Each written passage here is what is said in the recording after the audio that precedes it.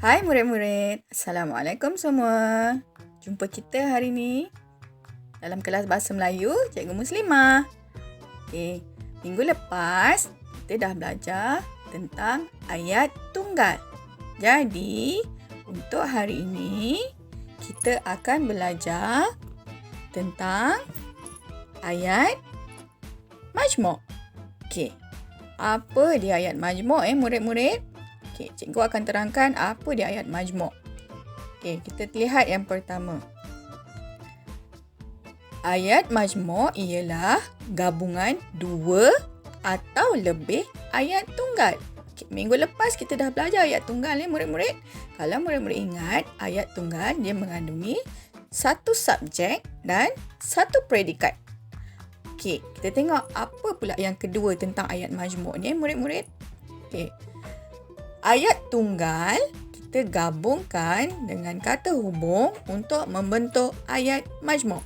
Oleh sebab itu, ayat majmuk mengandungi lebih daripada satu subjek dan lebih daripada satu predikat. Okey, kita tengok. Kita ingat semula. Apa dia kata hubung? Mesti murid-murid tertanya-tanya. Apa cikgu kata hubung ni? Okey.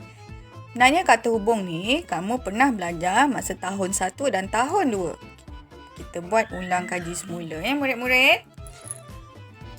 Antara contoh kata hubung yang perlu kamu tahu ialah dan, atau, kerana,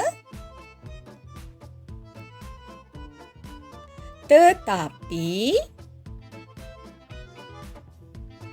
sambil, lalu,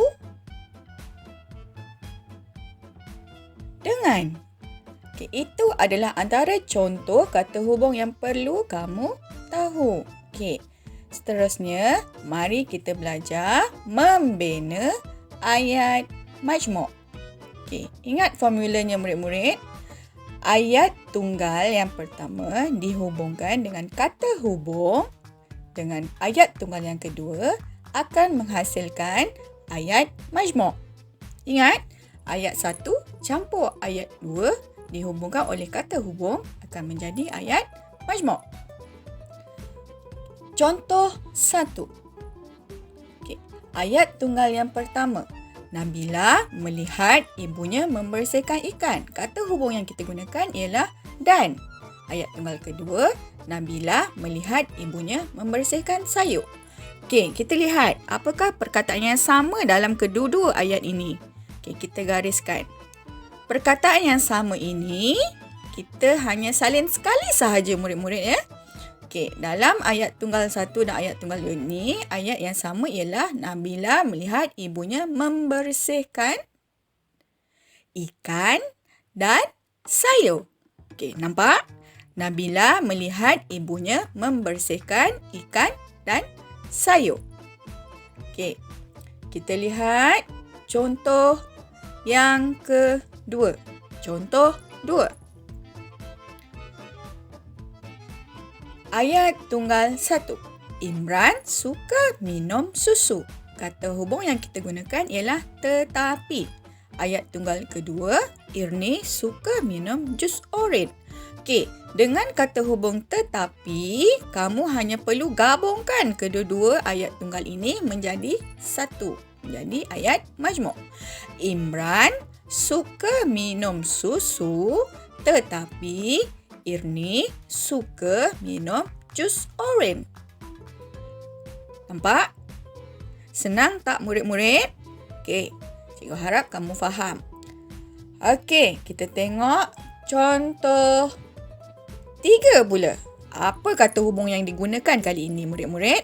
Okey, ayat tunggal 1, kita memerlukan vitamin. Ya, kata hubung yang kita gunakan ialah kerana. Ayat tunggal 2, vitamin memberikan kita tenaga. Okey. Kita gabungkan kedua-dua ayat tunggal 1 dan ayat tunggal 2 dengan kata hubung kerana dan ayat majmuk yang terhasil ialah kita memerlukan vitamin kerana vitamin memberikan kita tenaga. Nampak? Kita sambung je dua-dua ayat ni jadi satu. Ayat tunggal 1, ayat tunggal 2 akan jadi ayat majmuk. Okey, kita lihat contoh 4. Ayat tunggal 1. Irni menolong Puan Sakinah menghidangkan makanan. Kata hubung yang digunakan ialah dan. Ayat tunggal kedua, Imran menolong Puan Sakinah menghidangkan makanan. Okey, tadi kita dah belajar. Kalau kata hubung dan, kita kena tulis perkataan yang sama tu sekali sahaja. Okey, kita gariskan. Apa perkataan yang sama? Orang yang berbeza buat kerja yang sama. Okey, orang yang berbeza tu ialah Irmi dan Imran. Okey, Irmi dan Imran menolong Puan Sakinah menghidangkan makanan. Nampak? Okey. Ayat majmuk ni terhasil dari dua gabungan ayat tunggal. Okey, kita lihat contoh 5. Ayat tunggal 1. Encik Imran suka makan lempeng kelapa. Kata hubung dengan. Ayat tunggal 2. Encik Imran suka makan sambal ikan bilis. Okey.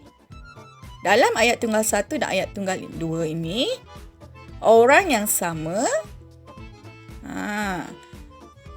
siapa? Encik Imran suka makan. Okay, Encik Imran suka makan apa? Okay, Encik Imran suka makan lempeng kelapa dengan sambal ikan bilis.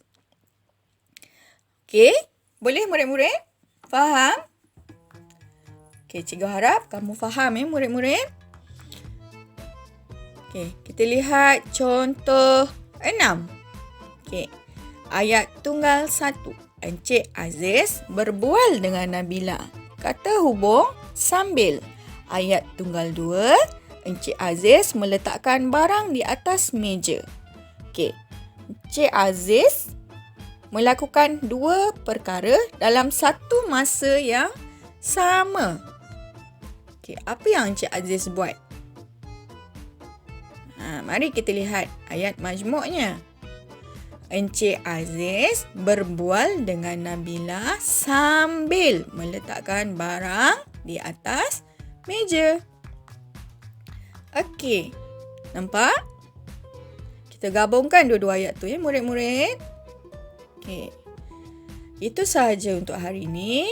Cikgu harap kamu faham murid-murid. Boleh rujuk dalam buku teks Bahasa Melayu muka surat 3 dan buku latihan aktiviti jilid 1 muka surat 2. Cikgu nak kamu baca ayat tunggal dan ayat majmuk dalam buku teks itu murid-murid. Okey, akhir kata dari cikgu. Stay safe, kita jaga kita dan selamat belajar. Jumpa lagi minggu depan murid-murid. Bye.